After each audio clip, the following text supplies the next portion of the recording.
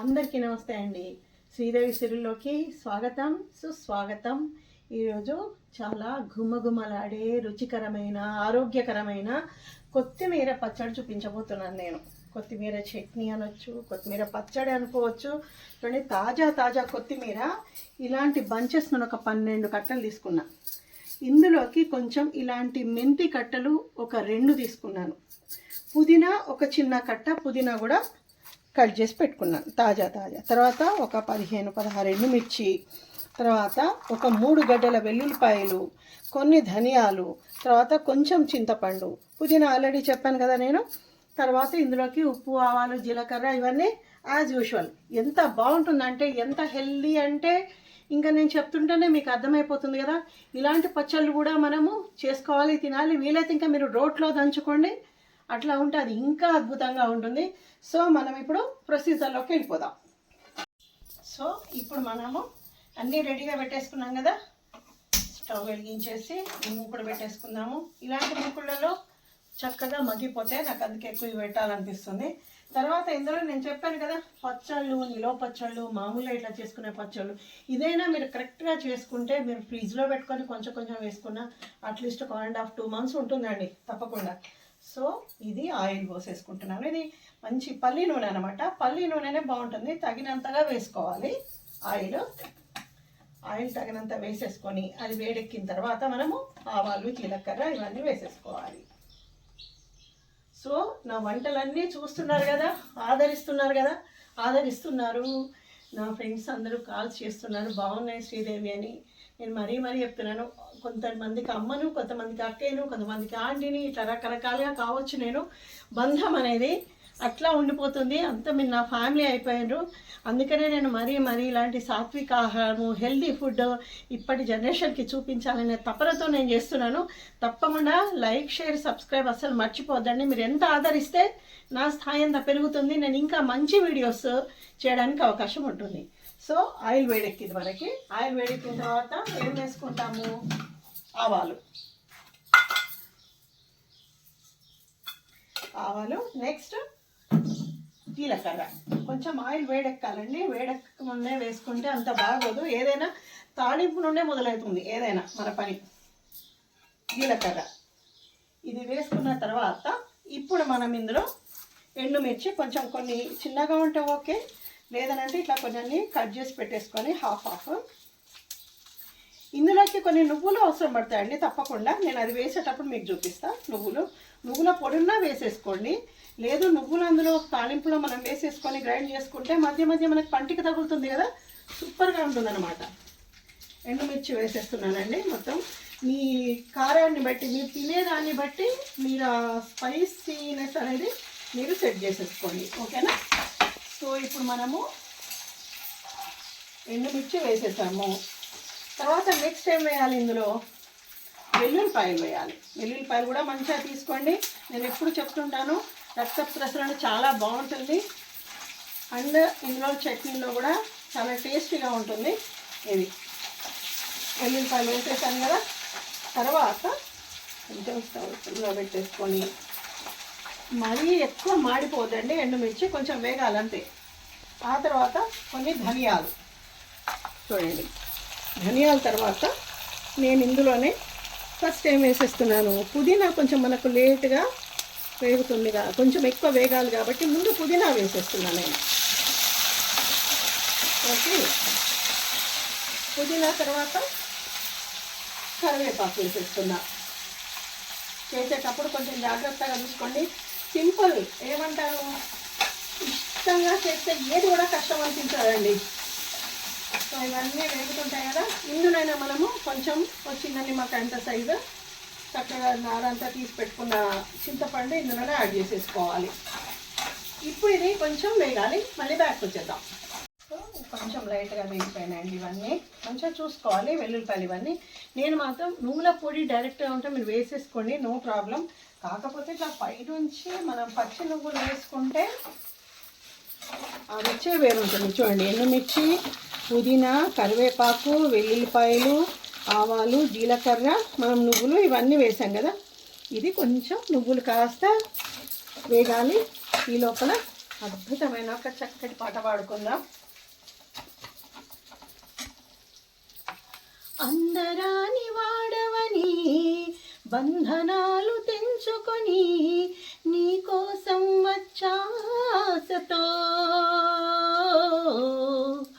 మేడలోని చిలకమ్మ మిట్టెలోని బుల్లెమ్మ నిరుపేదను వలచావెందుకే నీ చేతులలో నీ చూపులలో పులకించేటందుకే ఓ బంగారు రంగుల చిలక పలకవా ఓ అల్లరి చూపుల రాజా ఏమని నా మీద ప్రేమే ఉందని నా పైన అలకే లేదని. సూపర్ సాంగ్ కదండి, ఇష్టం అన్నమాట.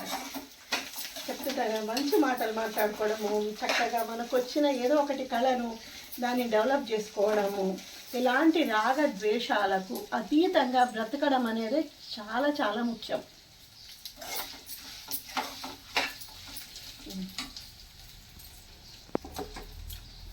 సో ఇప్పుడు మనము పసుపు యాడ్ చేసేస్తున్నాం. ఇందులో పసుపు యాడ్ చేసేసి ఇప్పుడు మన మెయిన్ తాజా కొంచెం కాడల్లాగా ఉన్నప్పుడు కట్ చేసుకోవచ్చు, ఎందుకంటే మనం గ్రైండ్ చేస్తాం కదా. సో ఇది కలిపేసి ఇందులో మనము కొత్తిమీర వేసేయడమే. 10-12 కట్టలండి, ఎందుకంటే ఇది ఉంటుంది ఎక్కువ ఆయిల్ కూడా పడుతుంది. దీనికి కావాల్సినంత ఆయిల్ కూడా తీసేసుకోవాలి. ఇది కొంచెం బాగాలేదు. సో ఇదంతా నేను కలిపేస్తాను, అప్పుడు నేను మళ్ళీ మీకు చూపిస్తాను. ఓకే, ఇప్పుడు చూడండి దగ్గర నుండి చక్కగా కొత్తిమీర లైట్గా మెంతి వేసాను, లైట్గా పుదీనా, మనం ఇందాక చెప్పుకున్న పదార్థాలన్నీ ఇందులో వేసాం కదా. నేను మాత్రం లైట్గా ఇంతే కొంచెం బెల్లం కూడా యాడ్ చేసేసుకుంటున్నాను. నాకు కొంచెం ఈ కొత్తిమీర పుదీనా పచ్చడిలో అట్లా వేసుకోవడం అలవాటు. ఇందులో వద్దని అనుకుంటే మీరు ఊరుకోవచ్చు, నో ప్రాబ్లం. ఆ ఫ్లేవర్ చాలా బాగుంటుంది. సో మనం దీనికి కావాల్సినంత సాల్ట్ యాడ్ చేసేసుకున్నాం. కావాల్సినంత మరీ చూసుకోండి, ఎందుకంటే నాది స్పూన్ చిన్న ఉంది కాబట్టి మీకు 2 సార్లు వేసేసరికి వీడియోలు ఎక్కువ అనిపిస్తుంది. ఇప్పుడు మనం ఒక్కసారి పై నుంచి కింద వరకు జాగ్రత్తగా కలిపేసుకుందాం. ఇది కలిపేసి ఈ మూత పెట్టుకొని ఒక చక్కటి జీవిత సత్యాన్ని చెప్తాను. ఈ కొత్తిమీర పచ్చడి చూసిన వాళ్ళు నా ఈ వాయిస్, నా మాటలు వింటే తప్పకుండా ఆలోచిస్తారని నాకు ఒక నమ్మకం ఉందండి. చిన్నప్పుడు మన ఏమంటారు, నేనున్నాను, అమ్మ నాన్న, నాకు ఒక చెల్లి, 2 తమ్ముళ్ళు, 4 మొత్తం. ఈ 4 చిన్నప్పుడు అమ్మ కోప్పడ్డా, అమ్మ తప్పు చేస్తే కొట్టినా తిట్టినా భరించేవాళ్ళం. నాన్న ఎప్పుడు ఏది అనకపోతే అమ్మని బాధ్యతలు తీసుకుంటుంది కాబట్టి ఇంటి విషయంలో పిల్లల విషయంలో అమ్మ తొందరగా రెస్పాండ్ అవుతుంది. నాన్న ఏదైనా ఉంటే జాగ్రత్తగా ఇట్లా కాదు బిడ్డ ఇట్లా అని చెప్పేవాళ్ళు. తర్వాత మా నలుగురిలో కూడా ఎలాంటి గొడవలు ఒకవేళ ఏదన్నా వచ్చినా మేము వెళ్ళి మా అమ్మకో నాన్నకో చెప్తే తమ్ముడే కదా చెల్లే కదా అని చెప్పేసి నిజంగా మా నాన్నగారు అయితే అదే అనేది. ఇట్లా జరిగిపోయింది మా జీవితం. అయితే తర్వాత ఎట్లా ఉంటుందంటే, నేను నా కోసం ఎందుకు అన్వయించుకుంటున్నా అంటే అందరు మనుషులకు వర్తిస్తుంది, ఎవరినో ఉదాహరణగా చెప్పే బదులు నేను నాది చెప్పేస్తున్నాను నేను. ఇట్లా మనం సాగిపోతాం. ఒకవేళ మా మధ్య ఏదైనా చిన్న గొడవలు వచ్చినా, చిన్నవాళ్ళం కదా తెలియదు కదా, గొడవలు వచ్చినా ఏమవుతుంది, మనకు తెలియకుండానే మనం ఒక గంట సేపట్లో మాట్లాడతామండి, మనకే తెలియదు. అంటే అందుకే అంటారు చిన్నప్పుడు దైవ స్వరూపాలు చిన్నపిల్లలను అందుకే అంటాం కదా. మరి అలాంటి దైవ స్వరూపాలు అంటే మనం దైవాంశ సంభూతం అన్నట్టే కదా మనం కదా, ఇక్కడే భగవంతుడు ఉంటాడు. ఇలాంటి మనుషులము పెరిగి పెద్దగైన తర్వాత ఈ అన్నదమ్ముల గొడవలు, అక్క చెల్లెల గొడవలు ఎందుకండి ఇదంతా? అసలు అప్పుడున్న స్వచ్ఛమైన మనసు ఇప్పుడు ఉంటే, అదే మనం ఇప్పుడు పుట్టి పెరిగి మన జీవితం కంప్లీట్ అయిపోయేంత వరకు మనం అదే దైవాంశ సంభూతుల కిందకు వస్తాం కదా మనం. మరి క్షమాగుణం ఉండాలి, దయాగుణం ఉండాలి. తోడ పుట్టిన వాళ్ళందరూ కలిసి ఉంటేనేనండి. ఒకప్పుడు ఒకరిది తప్పు ఉండొచ్చు, ఒకరిది ఉండొచ్చు, అప్పుడు కలిసిపోయిన మనము ఇప్పుడు ఎందుకు కలిసి ఉండలేము? చిన్నప్పుడు ఉన్న మనము పెళ్ళిన తర్వాత పెద్ద అయిన తర్వాత ఎలాగో ఇప్పుడు జీవితానికి ఎక్కడో అందరూ ఉండిపోతున్నారు కదా, అక్క చెల్లెళ్ళు కానీ అన్నదమ్ములు కానీ. ఎందుకండి ఇట్లా? ఎందుకంటే భార్యలు కానీ భర్తలు కానీ కొత్తగా వచ్చిన వాళ్ళకి ఇంట్లో వాళ్ళ విషయం కొంచెం తెలియకపోవచ్చు. తెలియక కాస్త అటు ఇటుగా ఉండొచ్చు. మరి మనము ఉన్న వాళ్ళ మీద మనం చెప్పుకోవాలి కదా, ఇది కాదు అది కాదని చెప్పేసి. పోనీ అంతకుముందు చిన్నప్పుడు అంత పెద్ద గొడవలు పెద్ద పెద్ద కొట్టుకొని తిట్టుకొని తన్నుకున్న వాళ్ళు కూడా బాగానే ఉంటారు కదండి, గంట 2 గంటలు కలిసిపోతారు. మరి ఇప్పుడు ఎందుకండి ఆస్తుల గొడవలు, రకరకాల అబద్ధాలు, రకరకాల గొడవలై కుటుంబాలు విచ్ఛిన్నమైపోతున్నాయి. మనకు ఇది అవసరమండి? భారతదేశ కుటుంబ వ్యవస్థ అంటే ఎంతోమంది ప్రపంచమంతా వేలెత్తి చూపిస్తుందండి మనల్ని. అలాంటప్పుడు మనం ఎందుకు ఇట్లా కావాలి?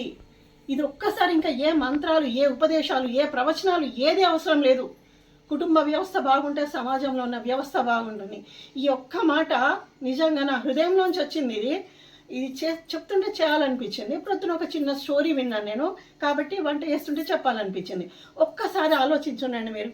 ఇది ఆలోచిస్తే మన మనసుల్ని మనం శుద్ధి చేసుకోగలిగితే తప్పు కావచ్చు, ఒప్పు కావచ్చు, ఎవరు చేయొచ్చు, ఏమన్నా ఎవరైనా చేయొచ్చు. కలిసి ఉండడమే జీవితానికి పరమార్థం.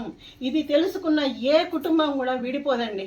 ఒక్కసారి ఈ శ్రీదేవి మాటలు ఆలకించండి, తప్పకుండా ఆచరించండి. సో మనకిది మనం మూత పెట్టేసాం కాబట్టి కొంచెం ఆవిరికి మగ్గిపోతుంది. ఇది ఇందులో మనం ఇంకేం వేయాల్సిన పని లేదండి. చూడండి, కొంచెం మీడియం ఫ్లేమ్లో అట్లా పెట్టుకొని ఇదంతా ఇట్లా కలిపేసేయాలి. చక్కగా ఇవన్నీ మొత్తం వేగిపోయినాయి కదా.